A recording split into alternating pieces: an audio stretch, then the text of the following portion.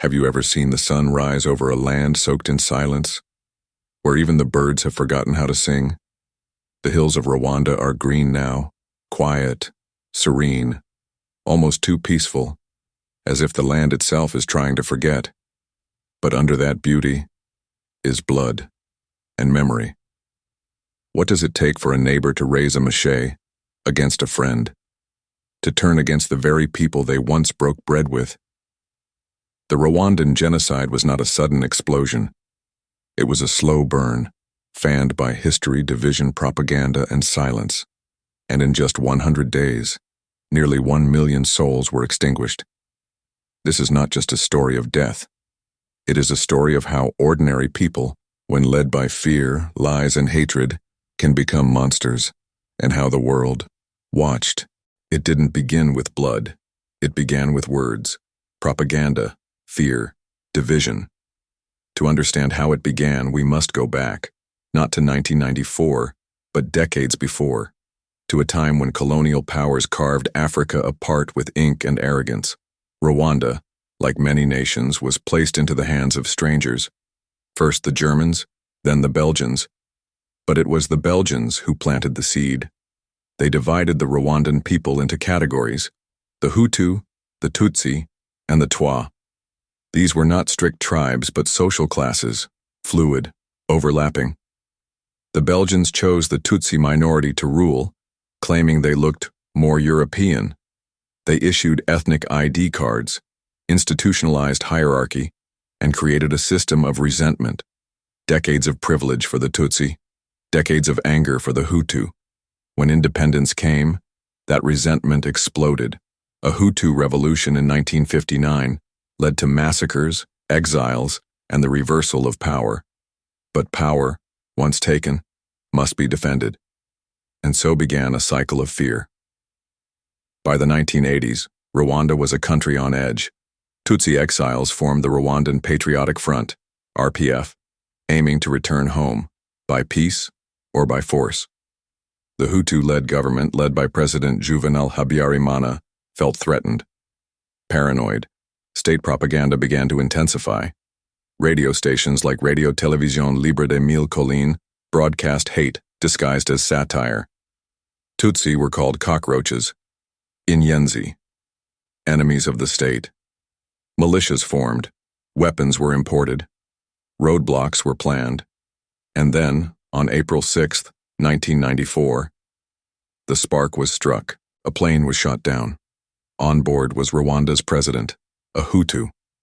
Within hours, roadblocks rose across Kigali, the capital. But these were not checkpoints. They were death gates. And then the killing began. Machetes, not guns, not bombs. Machetes.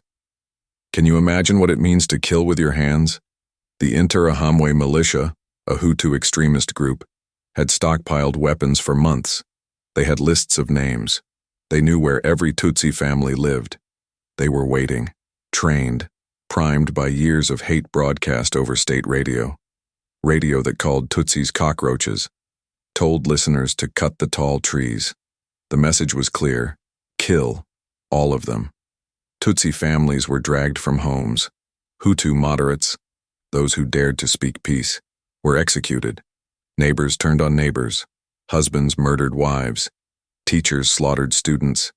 Even priests locked Tutsi refugees in churches, then burned them alive. Entire villages were erased. The genocide wasn't random chaos, it was organized, orchestrated, coordinated by government forces, militias, and civilians who were told, kill or be killed. Machetes were the primary weapon, cheap, personal, intimate. How do you erase a people? Not just by killing them, but by making it seem normal, by making murder a communal duty. And yet, the world did nothing. Where was the world when Rwanda bled? Where were the peacekeepers, the nations who'd promised never again after the Holocaust? They were watching. Some withdrew. Some debated semantics, refusing to even call it genocide because that word, legally, required action. The United Nations had peacekeepers on the ground, but their mandate was weak, their weapons unloaded, their hands tied. When 10 Belgian soldiers were murdered, Belgium pulled out. Other nations followed. The UN reduced their forces in the middle of a genocide. World leaders debated words. Is it genocide, ethnic cleansing, a civil war? And while they debated, people died. Churches became slaughterhouses, hospitals, battlegrounds, schools, graveyards. Over 800,000 people died. Some say the number was higher. They died not only by machete, but by rape, starvation, torture. Children died first, then their mothers, then the fathers. And yet, the radio kept singing. Do your work, they said. Cut down the tall trees. Forget the numbers for a moment. Let's talk about one life. Her name was Amina. She was only 9. She had seen things no child should see. Her father, a teacher, had warned the family to stay hidden. So they did. For days they lay silent beneath the floorboards of a neighbor's house. Every creak above made her heart stop. She clutched her brother's hand. One day they were found. Her brother ran. She never saw him again. Amina survived. But the girl who walked into the sunlight weeks later was not the same girl who once played in the hills. She doesn't breathe. She doesn't cry. For days. Her body forgets hunger. Her mind fractures. Now imagine thousands of Aminas, children orphaned, traumatized, alone, their stories buried in mass graves, or still walking, years later, carrying memories no child should ever hold. Genocide is not just the killing of people. It's the killing of memory, of identity, of trust. By May, Rwanda was no longer a country. It was a butchered body, bleeding from every province. But there was resistance. The Rwandan Patriotic Front, RPF, led by Paul Kagame, a Tutsi exile, fought back from the north. They advanced inch by inch, town by town. It wasn't liberation. It was a reclamation, and it came too late for most. By July, the genocide ended. Not with peace treaties, they seized Kigali. The killers fled, into Congo, into the mountains, and the world finally looked. Cameras came. Interviews were taken. Bones photographed. But by then the rivers had already carried the bodies away. Crocodiles had feasted. The soil had turned red. Why do we only mourn when the killing's done? Why do we wait for silence before we speak? The genocide didn't end in 1994. It continues. In trauma. In nightmares. In unmarked graves. Survivors still hear the radio in their sleep. They still see the glint of machetes in the dark. Perpetrators live among them. Some were imprisoned. Some were released. Many were neighbors. What do you do after the unthinkable? How do you rebuild a nation soaked in betrayal? Rwanda tried the impossible. It faced its past. It established Gacaca courts, community trials held in open fields, where perpetrators confessed and survivors listened. Justice was imperfect, but it was a beginning. Memorials rose, bones were unearthed and named, stories were recorded, and slowly, healing began. But beneath that surface are scars, unseen, unspoken, remembered. Can a land remember and forget at the same time? Today, Rwanda is hailed as a model of post-genocide recovery. Its streets are clean, its economy is growing, its people are resilient. But underneath the order lies a deep, invisible scar. You can't rebuild trust with bricks and glass. You must rebuild it in the soul. In schools, students are no longer called Tutsi or Hutu. Ethnic identity is erased, on paper.